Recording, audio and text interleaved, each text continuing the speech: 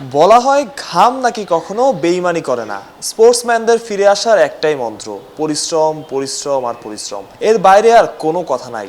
Injury, বাজে form, দল থেকে বাদ পড়া সবই জীবনেরই অংশ। পরিশ্রম তো ক্রিকেটাররা করবেনই, এটা হবে তাদের ব্যক্তিগত রুটিন ওয়ার্ক। কিন্তু ফিরে আসা, হারানো নিজেকে খুঁজে পেতে যে ধরনের প্র্যাকটিস ফ্যাসিলিটির প্রয়োজন তা কি আদৌ তারা পান? সবাই ব্যস্ত জাতীয় দল নিয়ে, তাই ক্রিকেটারদের আলটিমেট লক্ষ্য হয়ে যায় ওই জাতীয় দলই। দলে থাকলে নেম ফেম সবই ছোটে পিছু পিছু, না থাকলে খবর রাখার মানুষই পাওয়া যায় না। এটাই চরম বাস্তবতা। ন্যাশনাল টিমের বাইরে গেলে পরে সবচেয়ে বড় প্রবলেম হচ্ছে ফ্যাসিলিটিস।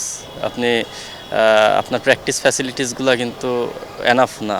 আবার ন্যাশনাল টিমে যেই লেভেলের ক্রিকেট হয় সেই জায়গায় বাইরে থেকে প্র্যাকটিস করে এসে একটা ড্যাম উইকের একটা বাজে এনভায়রনমেন্টে প্র্যাকটিস করে এসে ওই জায়গাটায় কোপ আপ করাটা আমি মনে করি একটু ডিফিকাল্ট। তো আমি ফিল করি যে আমাদের প্র্যাকটিস ফ্যাসিলিটিসগুলো যদি আরেকটু ভালো হতো, বা আমাদের নিজেদের তৈরি করার জায়গাগুলো যদি আরেকটু ভালো হতো, তাহলে ন্যাশনাল টিমই উপকৃত হতো। কারণ তখন যেই কাজ করে আসতো সে রেডি থাকতো। সীমিত সুযোগ সুবিধায় ফিরে আসা লড়াই করতে করতে একসময় হালই ছেড়ে দেন অনেকে। যারা লড়াইটা চালিয়ে যান তারাও মানসিকভাবে পিছিয়ে পড়েন। পাইপলাইনে হচ্ছে যারা, তারা কিন্তু বোর্ডের আন্ডারেই থাকে, তারা ফ্যাসিলিটিসগুলো ইউজ করতে পারে বা তাদের ক্যাম্প হচ্ছে, কিন্তু তার বাইরে যে প্লেয়ারগুলো আছে ওদের জন্য আরও বেশি ডিফিকাল্ট।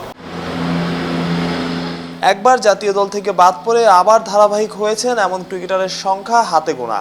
কারণ জাতীয় দলের ক্রিকেটারদের সাথে বাইরে থাকা ক্রিকেটারদের সুযোগ সুবিধার পার্থক্য থাকে আসমান আর জমিনের মতোই। অনেকের তো আর ফিরেই আসা হয় না। মাহফুজ প্রত্যয়, অলরাউন্ডার।